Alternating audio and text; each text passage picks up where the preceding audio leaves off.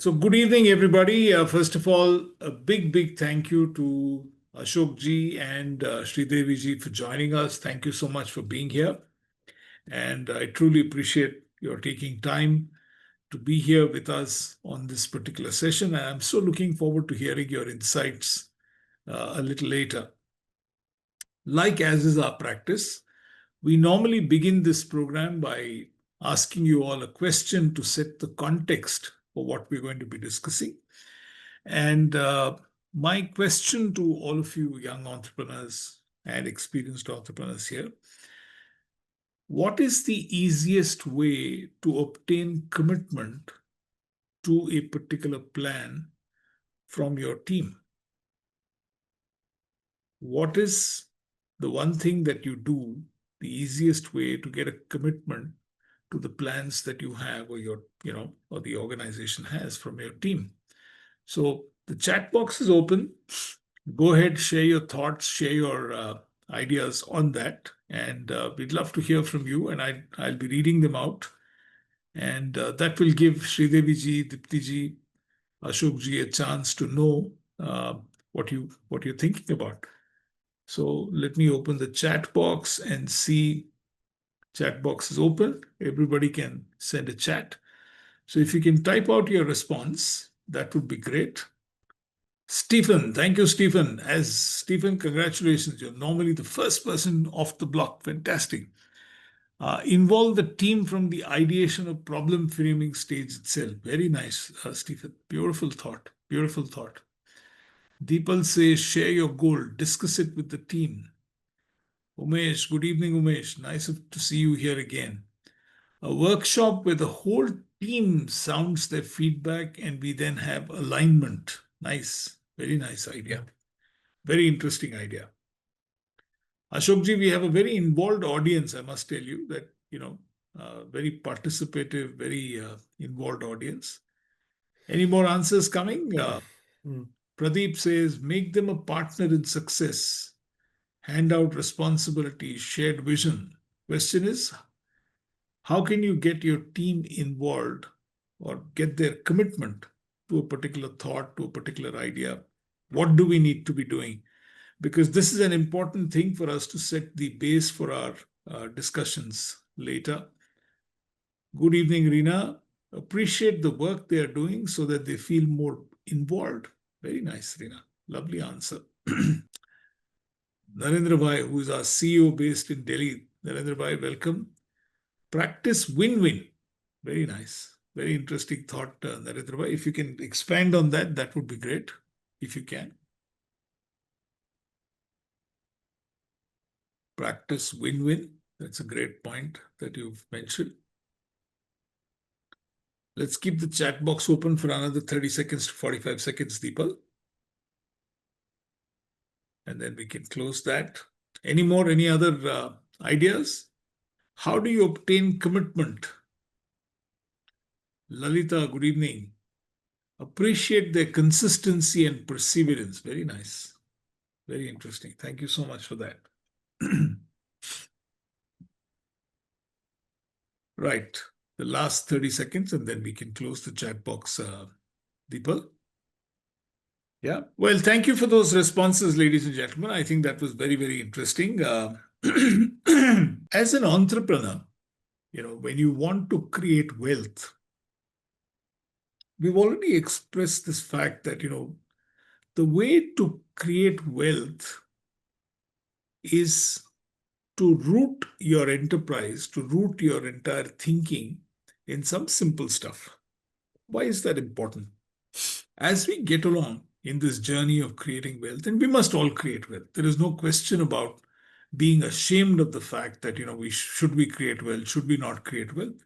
Absolutely not. We must create wealth. That is the reason why we've set up the enterprise. And this wealth that we're going to be creating is something that we can then figure out how do we distribute, what should we do with the wealth and stuff like that. All that is different. But the fact is that you need to create that wealth in the initial phase is a given. I mean, that is something which is very important, and that is something that we need to be doing. One of the challenges that we will always face, and I'm glad that both Ashok and Sridevi are here, because both of them, have been at the level where people have been, they've been mentoring young entrepreneurs in their entire journey. One of the things that we should be very careful is, who are we going to let into the room? Okay. Who is going to be partnering with us in this entire process of creating wealth? So before we even begin by what do we need to do, there is one particular issue that we need to be very, very careful about. Okay. And we have some very interesting pointers from the Bhagavad Gita, okay, as to what are the kind of people that we should be very careful about and who we should, kind of avoid at any given point of time. Okay. So, who are these kinds of people that we should be very careful about? First is what is known as an Ashraddha Purusha. Okay. This is someone who has no faith. And this is a person that we've got to be very careful, because in this journey of ours, at an ideation stage or at a startup phase or at a survival phase, we need to avoid people who have no faith in the larger purpose of the organization, in the larger objective of the organization. And that is something that all of us as entrepreneurs have to be very, very careful about. Because if you get someone like this who has no faith in what the organization is trying to do, what the enterprise is trying to do, especially at the early stages of the entrepreneurship, you can run into real, real trouble. The challenge is, sometimes we bring in people because of how they are related to us. They may be friends, they may be relatives, they may be family, they may be whoever. But then, if you're going to be getting people there who have no faith, the Ashraddha Purusha, you've got to be very, very watchful. Because here is a person who will not help you move ahead in the enterprise. The second is, you can have somebody who we call a Mood Manusha, which means someone who is caught up in their own circumstances and who has no time to start thinking in terms of what is the purpose of the enterprise, how can I do it, more into themselves, into what's in it for me, caught up in their own circumstances. That's the second kind of person that you have to be very careful about. At the same time, you've got to be careful about this third person who we call a Mogasha. Here is someone who has vain hopes, who wants to paint the clouds. Impossible. Won't work. We need a certain amount of realism in this entire enterprise. Okay. The fourth is someone who is ready to do what is called Moga Karma, which means unfounded actions, running away on flights of fancy. Be very careful of these people when you're getting them in. Someone who has incorrect knowledge, Moga Jnana, okay, who doesn't have the right amount of knowledge, but who pretends to have that kind of knowledge. And here is again someone that you've got to be very careful about. Someone who's deluded, vichetsa, which means this is a person who's living in in an imaginary world, completely deluded. And you will be, going all round and round the circles. And someone who has a Surim Prakriti, which means an inimical nature. Now, here are 7 types of people that we've got to be very careful at the early stages of our enterprise. They may be great friends of ours, but check it out whether these are people who are going to be ready to get along with you on this journey of the enterprise, or who are going to keep putting stumbling blocks in your way. Very, very important to do this, because when you're trying to take this enterprise forward, and when you're trying to figure out a way in which you want to take this enterprise and make it something which is great, and you want to move this enterprise into a stage of being good, great will come later. But even in that, we've got to be very, very importantly, we've got to be there. I also asked you saying, how do we create this, this platform to get that, what do I call, to get that commitment? I believe there are 3 things that we need to be looking at. The first is consistency. Consistency of what? of both effort and thought. Consistency of thought and effort. Which means if there is something that we've decided at an early stage in our enterprise's life, then we must be consistent on that thought and the effort. There's no point in trying to do 100 different things. It's not going to work. So that consistency is something which is very, very important. Second, with consistency must come a singleness of pursuit. Because it is that single-mindedness, that ekagramana as we call it, which is so critical at any point of time for the enterprise. And the third is self-control, which means the point is to figure out a way in which we are going to get these three things. One, consistency, that single-mindedness of purpose, okay, that absolutely single-mindedness, and the third is self-control. If you were to do these three things on a regular basis, then this is an enterprise that is headed in the right way. This is an enterprise that is going to be able to create, what we want. So what are we talking about? When you're talking in terms of consistency, it's very, very important to remember that it is not just your thoughts, but your actions. All of this will lead to results. Because, when you're consistent in what you're going to do, there will be so many tugs and pulls that come in our way. All the enterprises that I've been working with right now, I keep telling them one simple thing. Why don't you write down what is it that you want to achieve?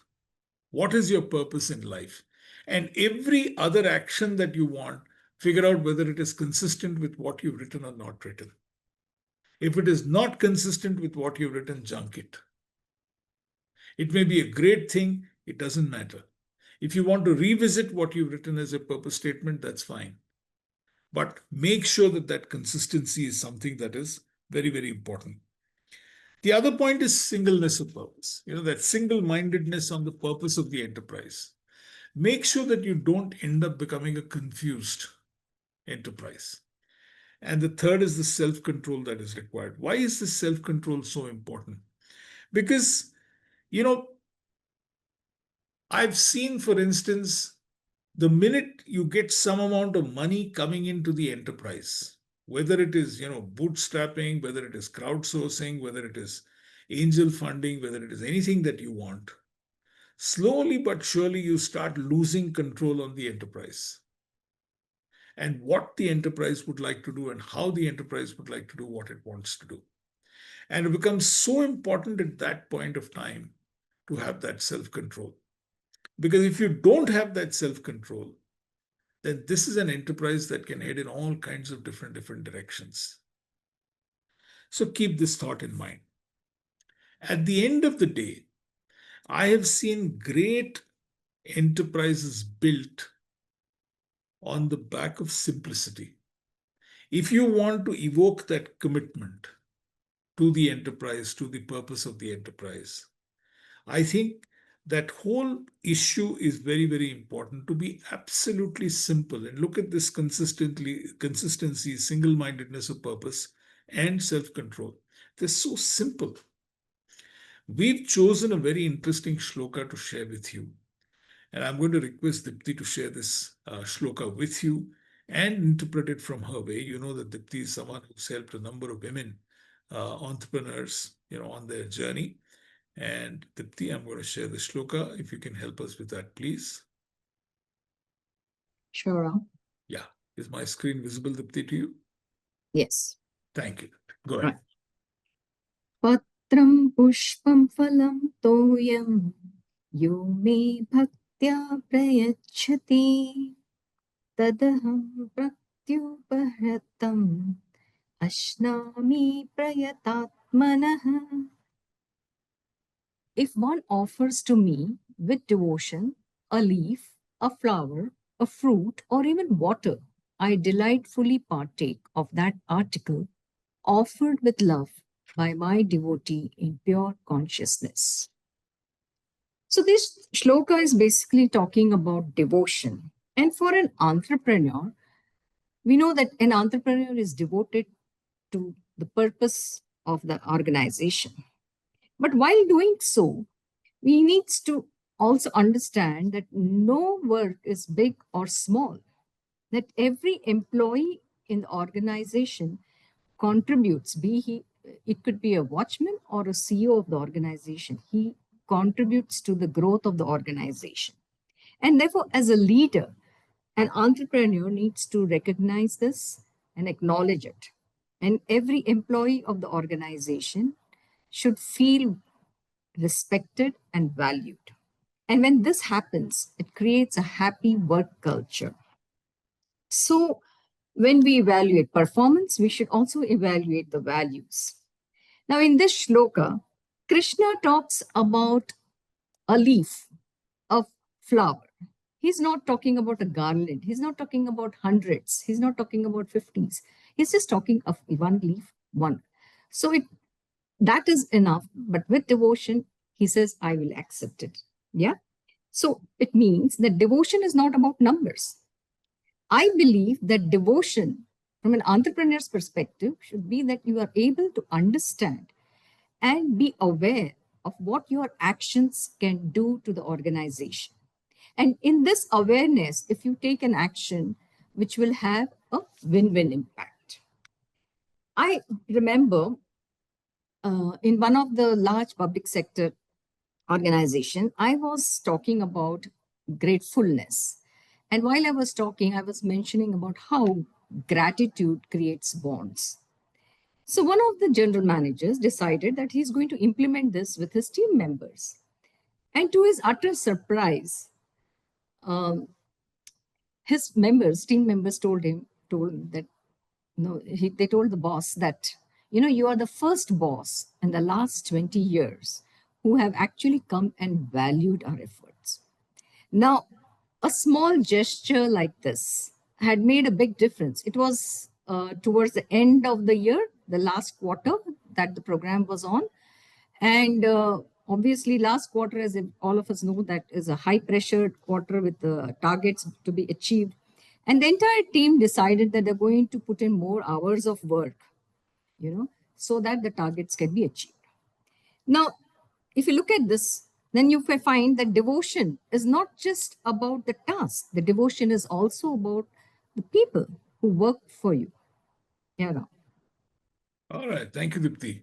So I, I personally feel that as entrepreneurs, we have somehow forgotten the power of simplicity.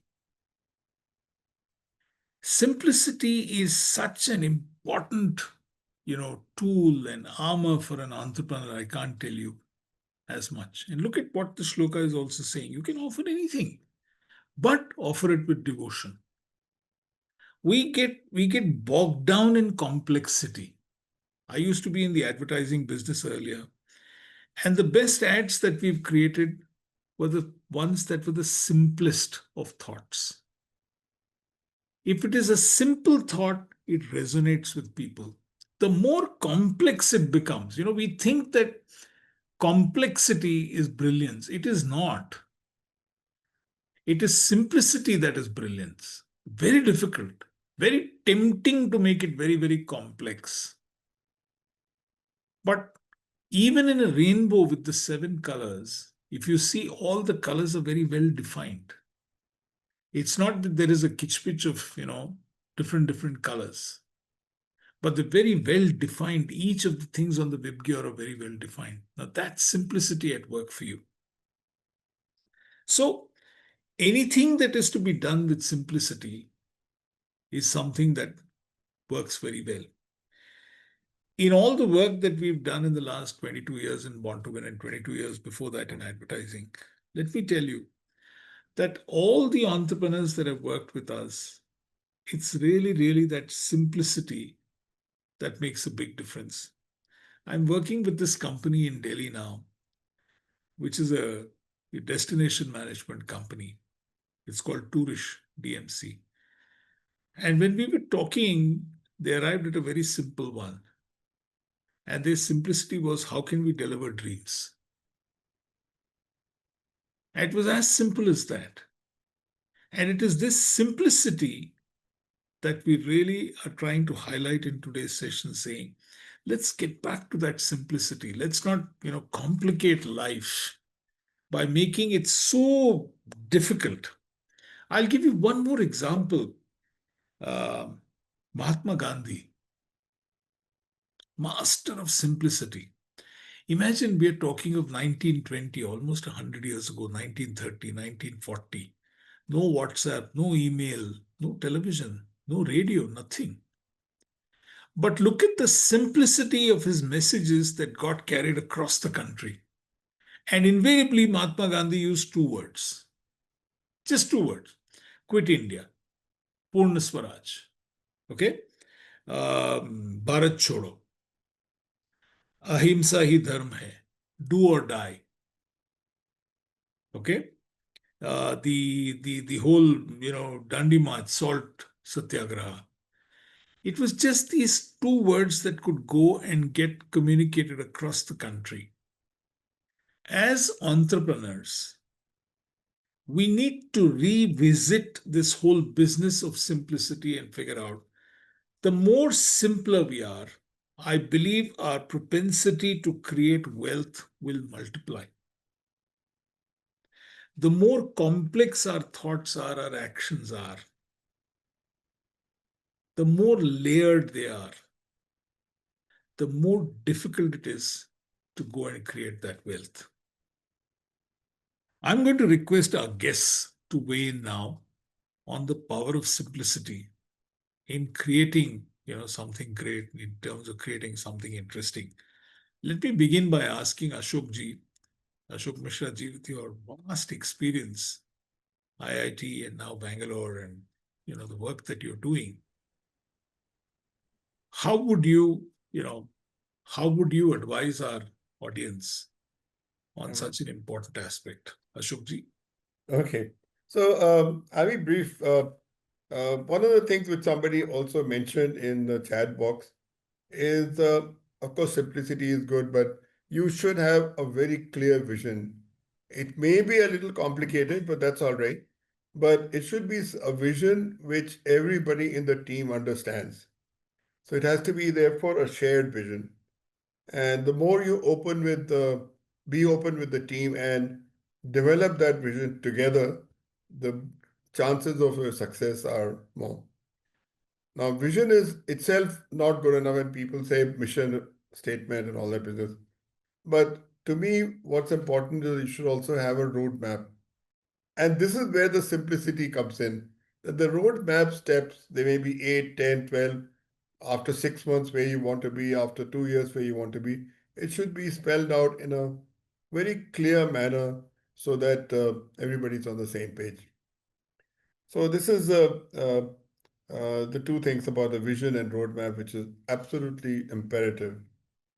Because sometimes people make a vision statement and they don't make a roadmap, and the team is all haywire. They don't know where we are going. Uh, I'm not saying you should be rigid on the roadmap. You can always, whenever you're going in a car, you have to sometimes take a left, right, but that's all right. But make that change when you come to that crossroad, not in the beginning. The second point, you had talked about wealth creation. Of course, wealth creation, but I also see entrepreneurs as a job creation. I mean, look at Infosys. They created wealth, but how many thousands of jobs they created? Wipro, Cognizant, I mean, you name the companies. I know people who started and now they say, I have 2,000 people, I have 4,000 people, I have 10,000. I feel very proud that it's not just that it's a wealth creation, but in a way it's also wealth distribution. Because the more people they have, uh, they are growing, obviously. That's why they have the people. And if they're making money, then it's a wealth creation for all, not just some. You mentioned about be careful of people who have wild ideas, and I sort of disagree with that. You need to have one or two people in the team who think out of the box and think of flying high. And they are the ones who actually challenge the rest of the team. So they may be an outlier, but it's nice to have somebody who thinks out of the box, really out of the box, and uh, can therefore come up with products or services which the original people may not have thought of. So these are guys who actually challenge you, as long as they're within limits, of course. Um, Several people talked about this, that, and the other. There's to me, one thing which is absolutely essential, devotion and all this good, but ethics nobody talks about. You have to be absolutely ethical. In my experience, it may be a director of an institute or head of a company. The moment I see that there was some unethicalness in that person or in that company, I actually stop buying product of that company. I don't want to name anything of that nature. If I see that CEO has been to jail and all that with this, and it may be still a successful company today, but to me, ethics is absolutely imperative. You cannot compromise on character building and character of everybody in the company. Uh, then, of course, as I mentioned earlier, the togetherness of the group is important, that people should be on the same page, especially the founders and the venture capitalists who put in money in a company should actually check that out, that the founders are they may be friends, relatives, who cares? It doesn't matter. But are they on the same page? Sometimes relatives fight. So it doesn't have to be two brothers, but it has to be two people who think alike, and you see that there's a camaraderie between them to take things forward. So these are the few things that I would like to mention. Uh, and then at the end of the day, of course, you hear Mr. Narayan Murthy say 70-hour week, this, that, all that. But there is no shortcut to hard work. If you are working hard with a vision and ethical manner, I think everything else will follow. I think I'll leave it at that. If there's any questions, I'm happy to take them.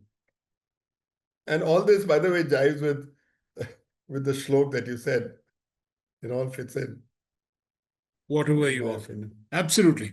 So, Ashok, I completely agree. I mean, I was actually referring to people who have vain or useless, I mean, that's the point, and not out of the box. Out of the box, of course, is very, very Yeah. important. Oh, of course, useless is Yeah, the not to people be who have those tolerated. vain hopes or, Right, right. Agree. unfounded kind of stuff, that's the kind of Yeah. people that we need to be careful about.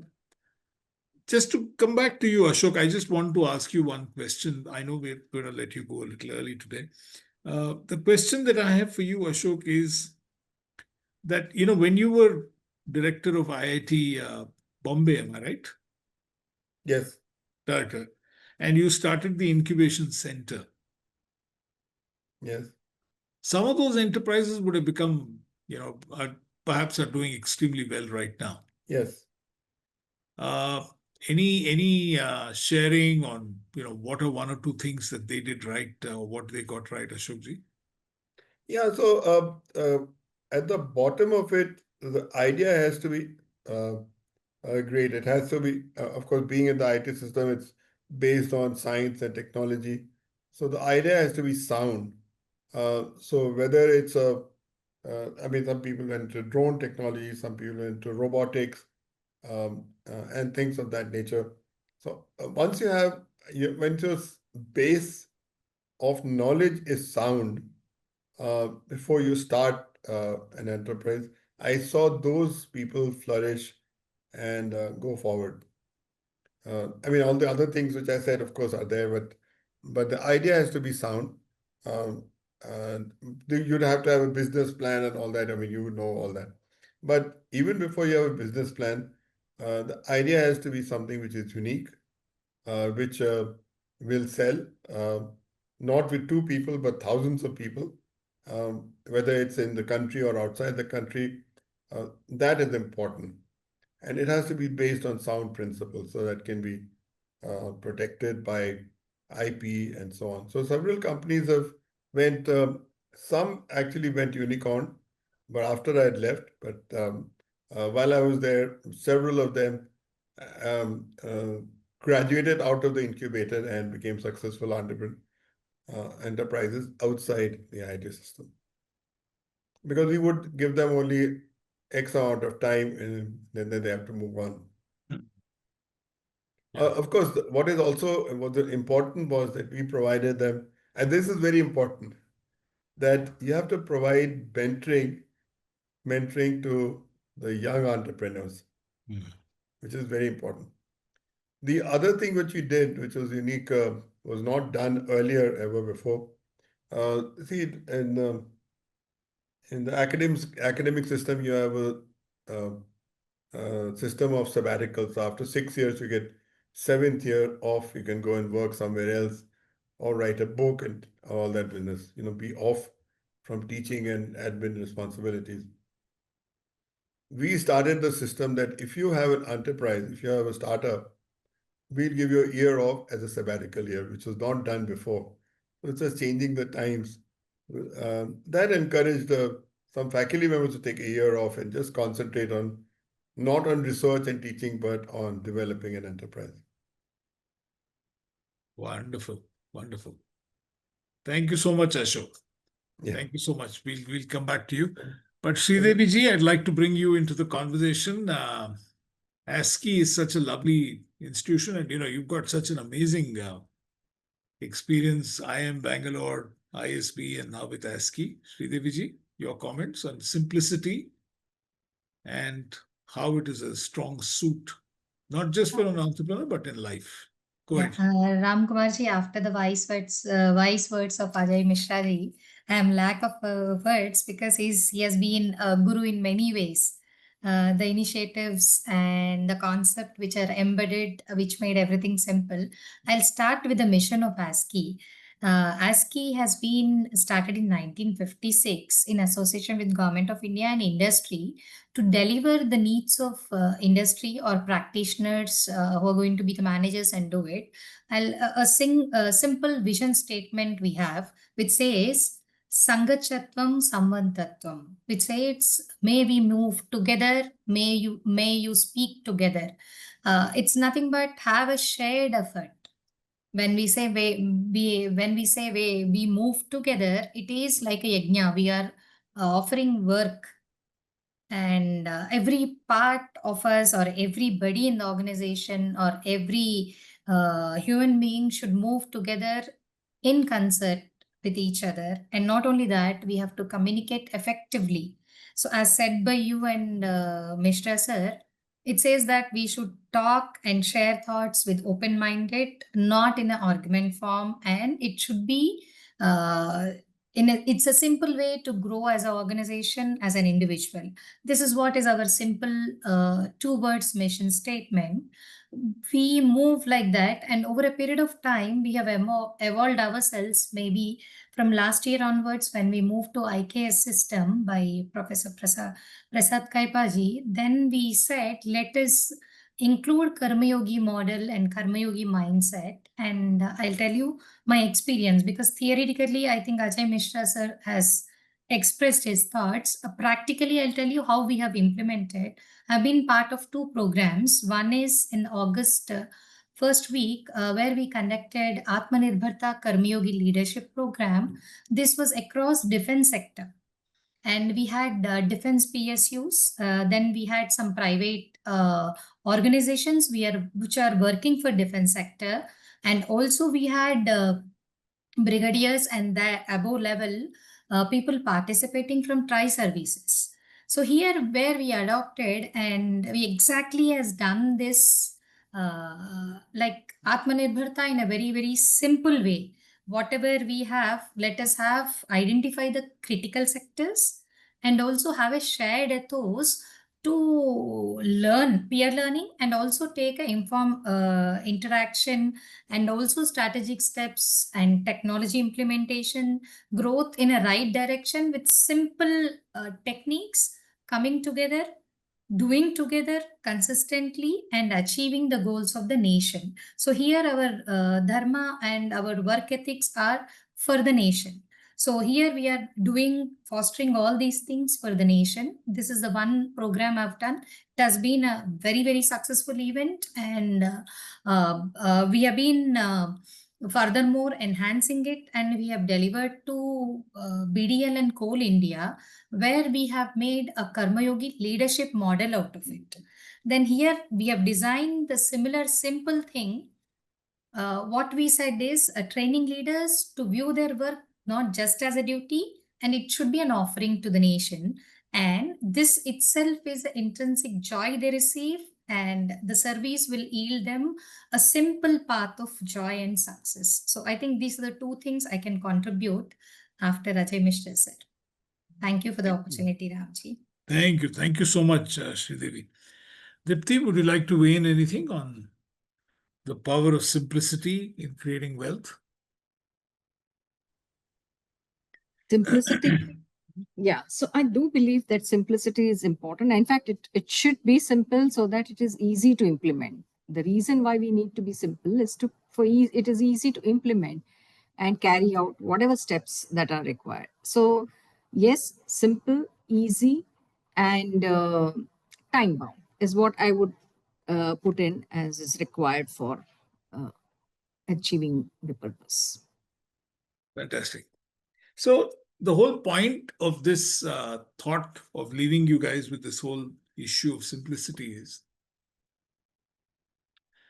the work that we do is so full of stress, so full of fear, so full of anxiety. How do we get out of that stress? How do we get out of that anxiety? So where is this fear coming? Where is this anxiety? Where is this, anger coming? So we're all caught in this trap of the past or the future. And because we're caught in this trap of the past or the future, saying we're kind of, there's a lot of anger about what could have happened and why it didn't happen in our life. Or we're caught in the anxiety about the future and, the fear that can come with it and stuff like that. So how do you get out of this fear and anxiety syndrome? How do you get out of this anger syndrome about the past, about what couldn't have happened or what didn't happen? The only way for us to come out of that entire thinking about the past or the future, I'm not saying that you don't learn from the past, and I'm not saying that you don't focus on the future. But in the process of living in the past with anger or living in fear in the future, we forget the now. And therefore, it is extremely important for us to remember this particular aspect of how do we live in the now as entrepreneurs. And if you don't find that joy, if you don't find that purpose that is so critical, then everything that you do will become a grind. The only way to get out of this feeling of being overwhelmed about what is happening in our life is to figure out a way of making everything that you do, every action that you perform in the now, something which is filled with joy and happiness. So I'll give you another example of what I'm talking about. One of the companies that I was working with, young company, they were having a number of issues in terms of service quality deliverables. Like Ashok mentioned very correctly, if you don't have a solid product, you can get into a lot of trouble later. But they did have a good product. But they were having a number of issues in terms of service quality deliverables. And the more problems that they had, the more they were digging a deeper and deeper hole for themselves. Because there was so much of anger, there was so much of resentment with each other. There was so much of a blame going on from one another. Who is responsible for this particular mess that we are finding ourselves in right now? Is it the guys who've done the product? Is it the guys who are manufacturing it? Is it the guys who are taking it to the market? Is it the guys who are doing the installation? Is it the guys who are servicing it? Where is this mess happening? And it was at that time that when we started working with this organization, we said, look, guys, We're in a mess right now. The only way out of this is not to blame each other, is not to throw in the towel at this point of time. We have a good product. It's a product that works very well. Can we go back to the joy, the purpose of why we started this? Can we start finding joy in everything that we do? Can we start finding happiness in everything that we do? And within a period of 3 months, their entire outlook changed. And because they were enjoying themselves, because of that purpose-driven work that they were doing, they managed to start moving from survival to scaling of the enterprise. This just one mind shift of embracing simplicity. Simplicity of what? Simplicity of finding joy. Made sure that everybody in that team started working with a certain kind of devotion. And that grind, that daily grind of saying, oh my God, I've got to go back to office today, was completely replaced by this thought of saying, let's go and get it, let's go and work, and let's turn things around. It was this vision, as Ashok was mentioning earlier, that we've come together because we want to deliver an outstanding product, and we have a good product.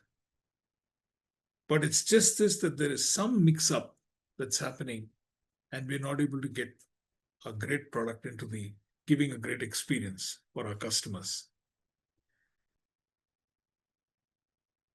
I can't again overemphasize the need for you to delayer stuff and get back to doing what you need to be doing. Reimagining that purpose that you've come with, making it into a journey of joy, making it into a journey of happiness, and bingo, you will start getting the answers that you want for your enterprise. I think the more I'm hearing of enterprises in trouble that we're consulting with, the more I'm hearing of them being extremely complex and layered. Decision making is slow because of the layering. Things are not working. Things don't happen on time. Ashok, you wanted to. Yeah, I just want to caution one other thing. And I have seen that in some entrepreneurs, overconfidence and Yes, arrogance. absolutely. These two things have no place. Ethics are all maybe all right, but if you're arrogant and just stuck to this is the way it's to be done and not flexible enough, and overconfidence, arrogance, are same. Absolutely. Similar things. That's the That whole has to power of be simplicity, Ashok. That's That's the right. whole That's power of it, simplicity. exactly. Simple It fits with the person. power of simplicity. Yeah. So let me first begin by saying, how was the experience, Narendra bhai? Excellent, sir. Excellent. Very good. Okay. Umesh, which room were you in? All right, doesn't I matter. forgot How was the your name. Sorry. experience? Well, it was good. Actually, I'm trying to recall the names. With Shaji, I think I had a very good discussion about his journey and me, my old journey and my wife's journey. It was interesting. I got in my whole family in. And then, of course, Sridevi ma'am was really helpful in putting this together. So we had a very good conversation. Yeah. Very nice. Stephen, how was the experience? Oh, wonderful. Never ever spoken to a director of an IIT before, so this was my first. Yeah, normally you get scared, no? When you got to meet. I know. Manpreet ji, how was it? Oh, it's very grateful. I'm so glad that there exists a circle like this that talks topics like this, and for us it was at a very right timing. We've just finished our product, getting into just into the market. First hire happening in a week or so, like 3-4 days away. It was very grounding, so to say. That and How would you go about it? Wonderful, wonderful. thank you. Shaji? Hello, hi.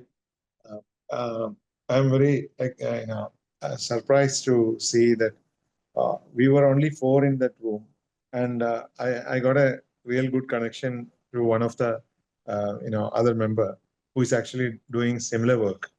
Okay, so that's one thing. The second thing, I was touched by the topic. Ms. Sridevi ma'am asked me to talk about simplicity. I always get confused whether being simple in a startup world is something, and everybody is pushing their limits and boasting their ideas and showing a larger than life to get funds, to get attract more clients and all. Being simple is always confusing, or I always had this conflict whether to be very simple and true, realistic, or to show larger than life picture. But here I felt very comfortable. She asked me to choose to talk about simplicity, and I really love that. So Shaji, I mean, let me tell you all. I must have mentored more than 10,000 businesses in my life till now, in the last 22 years. And I keep telling people one simple thing. Why are you here? What do you want to achieve in life? Why did you start this enterprise? I mean, let me tell you about myself. I was, in Bombay, doing extremely well in life, running the largest healthcare communications company, staying on the 21st floor. Dipti and I were, very, I mean, in inverted commas, very successful people. And then, one fine day, we both looked at each other and said, "Yaar, kya ho raha hai?" This is not life that we want. So let's get out and start Born to Win. And there was no need to do that. Life would have been continued. I mean, when we started Born to Win in 2003, 22 years now, would have continued to be in Bombay, I'm sure, life would have taken that particular trajectory. So why get out and do that? So I keep asking people the same question again and again. Why did you start this enterprise? And if you look at it, the answer to that is really 4 or 5 or 6 words. And they're very simple stuff. The minute you start complicating and adding layers to that, it becomes more and more and more and more difficult. The other day, I was in a angel network pitch, and Shaji, what you mentioned, I tell you, at the end of about 3 to 4 minutes, I was thoroughly confused. I said, "Boss, tera business kya hai? What do you want to achieve in life, yeah? And why are you playing it safe? I want to reach out to senior citizens. I want to reach out to women. I want to reach out to young girls. I want to reach out to young mothers." Arey, boss, I mean, how are you going to do this? You've got a great product or you've got a great idea. For God's sake, go finish senior citizens first. And then after you think you've captured the universe of senior citizens, now add one more layer to your product. True. I mean, if you look at some of the success stories in the last few years in India, I think the greatest success story from India in the last couple of years has been UPI. Okay. Payment. Unified, the payment interface. It is so simple. Because of its simplicity today, you can have someone who is a completely, I mean, I got a WhatsApp forward the other day, Diwali, when all the guys were gambling around that, little thing in a village, each of them had a QR code in front of him.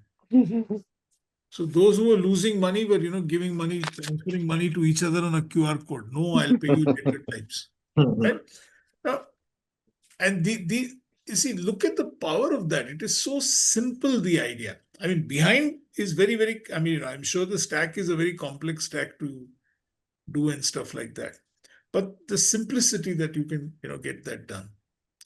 And one company, I mean, forget what happened later, that's a different issue altogether. But the company that rode on that was Paytm. Yeah. What a simple idea of taking every shop owner and saying Paytm karo. And, Paytm almost became UPI. Yeah. Yeah. Became part of your lexicon, right? So I think, when we go back and get that. That is when you will start getting joy and devotion at work. Because then people are not going to be confused. Then people are not going to end up saying, oh my God, what do I do now? You know, and they're going to be working like that. Fantastic. Any other questions? Anybody? Any other observations that anybody would like to make? Anything? We've got a couple of minutes. We can take a few questions. We can take a few. Anybody? My question, Ram, is now, well, in an operating environment, a lot of these can actually be put to practice. Like somebody earlier was saying, how do I shout out when I talk to investors or others? So it actually becomes a duplicity, right? Because you may want to be true and honest, but then it's also a fact that an investor wants to hear things which are impossible. Sorry? Wants to hear something which is impossible, right? And you have the capability to make it possible. So how do you, where is the trade-off, and how do you at all do a trade-off, So I think,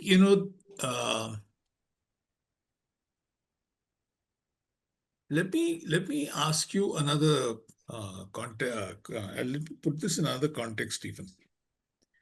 If you see, for instance, any of the conflicts that come, Stephen, later. Sure. It primarily comes from a promise that someone has made which cannot be delivered. Absolutely. Right? Yeah. So if I'm an investor, Stephen, and I'm demanding things from you, okay? Yeah.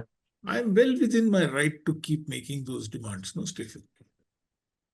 Because I'm an investor. I'm putting money in you. Right? Yeah. Putting money into your enterprise, correct? Mm-hmm. Mm-hmm. Can you deliver is only something that you know. I don't know what is deliverable, right? I don't know what you can deliver. I don't know how much time will it take for you to deliver, etc. Sure. But just because I'm putting pressure on you as an investor and I'm holding a carrot in front of you, or I'm holding a bag of gold in front of your eyes, does it make then sense for you to bow into my demands for that short-term, satisfaction at that point of time, and then suffer in the long run? Is a question that you need to ask yourself. True. No? So if you can't deliver something, then I don't think you should even get into it, because you're causing long-term grief for yourself. And the power of simplicity, Stephen, comes from that. It is that simple answer saying, I am sorry, but this cannot be done. Yeah. I can't deliver this, full stop. Okay. If you still want to go ahead and make an investment in me, I can deliver 1, 2, 3, 4, period. Okay. Okay. Wherever I have advised, and the organizations that I've advised, Stephen, believe me, in the long run, the investors have always come back. Mm-hmm. They've respected the honesty of the Sure. Of the startup. Of the founder, yeah. So I keep telling, just hold your ground, stand your ground. Don't promise something that you can't deliver. It's the maybes that cause the complexities later in life. True, absolutely. No, it's the can-dos, which is the simple stuff. Right. Wonderful. Ladies and gentlemen, it's 9 o'clock. Thank you so much, Sridevi ji, for joining us. I hope you enjoyed this session. Dipti, thank you so much for being here. Truly appreciate your taking the time. It's 9 o'clock, and we formally close the session.